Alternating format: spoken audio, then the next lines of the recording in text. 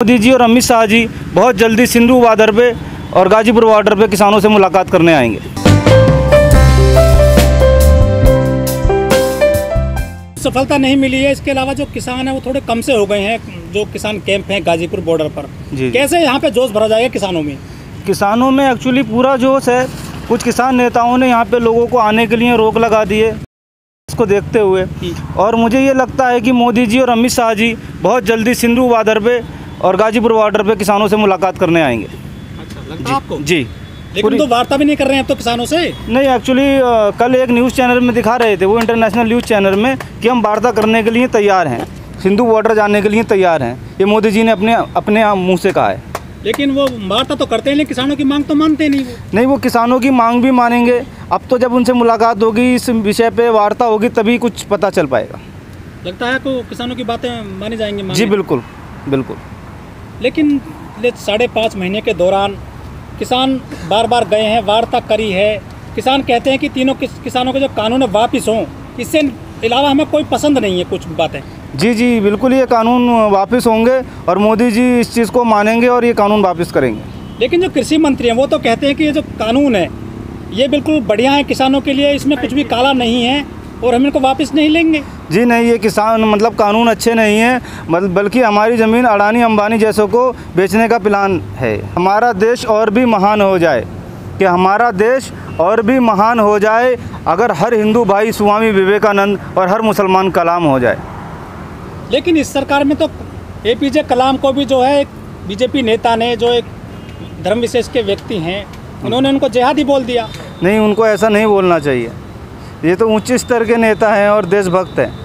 आरोप लगाया गया था कि अब्दुल कलाम जी ने पाकिस्तान को जो है अपनी जानकारी सौंपी थी मिसाइलों की। जी नहीं, ऐसा नहीं है। हिंदुस्तान को मिसाइल मैन के नाम से, उन्हीं के नाम से जाना जाता है, कलाम साहब के नाम से। अच्छा जी। लेकिन ऐसे आरोप क्यों लगा रहे लोग उनके? वो जो लोग आरोप लगा रहे हैं वो खुद आरोपी हैं। कि मुल्ला को मस्जिद में राम दिखाई दे, पंडित को मंदिर में रहमान दिखाई दे। हिंदुस्तान तब बदलेगा जब इंसान को इंसान दिखाई दे। जय जवान जय किसान। समीर जी, ये गाजियाबाद डिस्ट्रिक्ट है यहाँ से कुछ दूरी पर, और वहाँ पे एक दासना है जगह, वहाँ एक मंदिर है। वहाँ के जो पुजारी हैं उन्होंने बाकायदा मंदिर पे बोर्ड लगा दिया है कि धर्म विशेष के लोग इस मंदिर में एंट्री ना करें, मतलब मुसलमान इस मंदिर में ना आए कभी भी। जी, ये उनकी ये सोच पे निर्भर करता है। बल्कि हमारे गरीब नवाज की दरगाह है अजमेर शरीफ के अंदर, वहाँ 90% हिंदू लोग ही जाते हैं, वहाँ खिदमत भी करते हैं, लंगर भी कराते हैं, हमारी बहन बेटियाँ परिवारों के बीच में बैठते भी हैं, हमें कोई एतराज़ नहीं उनसे। तो ऐसे लोग करना क्या चाहते हैं जो ऐसा विरोध करते हैं? ऐसा जो विरोध करते हैं वो देश को बांटना चाहते हैं। देश को बांटना चाहते हैं? जी। कुछ लोग कहते हैं कि जब से मोदी सरकार आई है देश में, तब से देश को मजबूती मिली है, खासतौर पर जो हिंदू लोग हैं उनको मजबूती मिल गई है। जी, ऐसा कुछ नहीं है, केवल देश को बांटा गया है। बांटा गया है? जी। क्या लग रहा है, मतलब सरकार जो काम कर रही है सही नहीं कर रही है क्या आम आदमी के लिए? नहीं, कुछ काम ठीक नहीं हो रहा है। जनता बहुत परेशान है, लोग रोज़गार से परेशान है, लोगों को खाना नहीं मिल पा रहा टाइम से, देश का GDP बहुत ज़्यादा गिर चुका है, लोग काफ़ी परेशान हैं। लेकिन युवा कहते हैं कि देश मजबूत हाथों में आज। नहीं, मुझे तो कुछ ऐसा खास नहीं लग रहा है। मजबूत नहीं लग रहा था? जी नहीं। कहते हैं कि मोदी जी ने पूरी दुनिया में डंका बजा दिया है इंडिया का। नहीं, मुझे नहीं लग रहा। मोदी जी फेल कैसे हैं? कुछ नज़र नहीं आ रहा उनका। 7 साल के अंदर क्या हुआ काम, कुछ नज़र नहीं आ रहा, कुछ भी नज़र नहीं आ रहा। देश को उन्होंने, जो सैनिक शक्ति है हमारे देश की, उसको मजबूती मिली है। वहाँ पे राफेल जो जेट है, जो लड़ाकू विमान है, वो मिल गए हैं हमारी सेना को। नहीं, कुछ काम हैं जो कुछ स्तर तक इन लोगों ने ठीक किए हैं, लेकिन जो देश का GDP है वो बहुत ज़्यादा गिर चुका है। इस समय जो पब्लिक है रोज़गार के लिए, कारोबार के लिए, पैसे के लिए बहुत ज़्यादा परेशान है। इन लोगों ने लॉकडाउन लगा दिया, लेकिन जनता का हाल नहीं पूछा। लॉकडाउन नहीं लगाएंगे तो बीमारी ज़्यादा फैल जाएगी देश में। बीमारी फैल जाएगी, लेकिन लोग भूख की वजह से भी कुछ लोग लगा के मर रहे हैं। कुछ मदद होनी चाहिए केंद्र गवर्नमेंट की तरफ से। सरकार अनाज बांटती है, राशन फ्री देती है 5 किलो प्रति व्यक्ति, बहुत जगह वो मिल नहीं पा रहा है।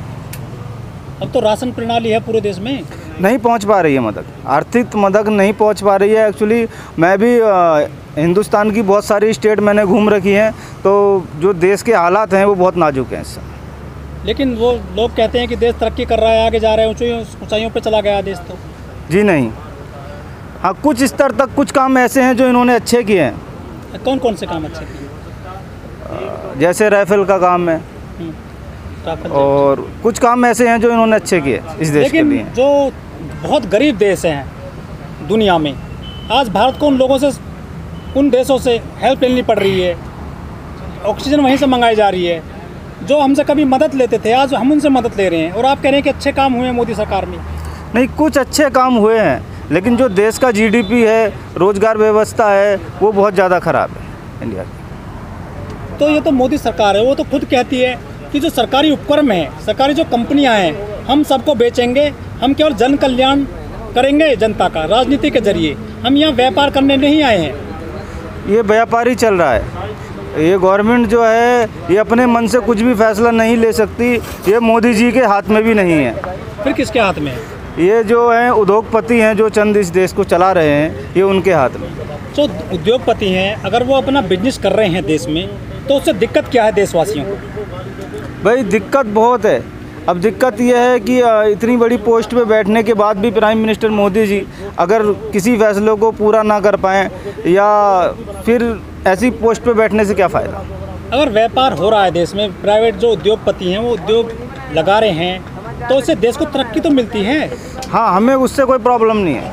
अब इन्होंने काले धन का वादा करा था। हाँ। काला धन कहाँ वापस आया इंडिया के अंदर? आप बता दीजिए। जो धन था हमारे पास वो भी चला गया। वो तो अमित शाह ने कहा था कि तो जुमला था एक। हाँ, जुमला ही था, और क्या था? ये बताइए आप। इतना मतलब मैं ज़्यादा नहीं, बस 20 से 25 लोगों के नाम खोलता हूँ मीडिया के सामने। केवल ये उन लोगों को पकड़ लें, इंडिया का कर्जा भी माफ़ हो जाएगा और इतना धन और इतना पैसा आ जाएगा हिंदुस्तान में कि किसी चीज़ की कमी नहीं रहेगी। लेकिन मोदी जी तो कहते हैं अक्सर कि हमने देश से दलाल ख़त्म कर दिए हैं, काले लोग ख़त्म कर दिए हैं। वो खाली एक बस जुमला ही बोलते हैं। मतलब अभी भी जो हमारे देश में हैं, जी बिल्कुल, बेईमान लोग जी। लेकिन बहुत सारे लोग देश छोड़ के चले गए हैं। हाँ, काफ़ी सारे जो चोर लोग थे वो इंडिया छोड़ के भाग चुके हैं, लेकिन उनको इंडिया फिर बुलवाना पड़ेगा, वो फिर आएंगे। हमारी टीम जाएगी, आईबी की या सीबीआई की टीम जाएगी, उनको इंडिया लेकर के आएगी। और किसान आंदोलन को 6 महीने हो जाएंगे कुछ दिनों के बाद में, कुछ सफलता नहीं मिल रही है, राशन भी लगभग ख़त्म हो गया है। कैसे चलेगी गाड़ी किसानों की आगे? जी, यहाँ पे अभी भी 1 साल का राशन लोगों के पास पड़ा हुआ है, और रोज़ राशन यहाँ पे गाड़ियों से आता है। राशन की कोई कमी नहीं है, और बहुत जल्द अमित शाह और मोदी जी और उत्तर प्रदेश के सीएम योगी आदित्यनाथ जी किसानों से मिलने आएंगे और बात करेंगे। अगले साल चुनाव होने वाले हैं उत्तर प्रदेश में विधानसभा के। इस आंदोलन का कुछ असर पड़ेगा चुनावों पे? जी बिल्कुल पड़ेगा। जब इन पे असर बंगाल के अंदर पड़ा, अगर इन्होंने किसानों से वार्ता नहीं करी तो उत्तर प्रदेश भी इनके हाथ से जाएगा। अच्छा जी, मतलब चुनाव हार जाएंगे? जी बिल्कुल हारेंगे।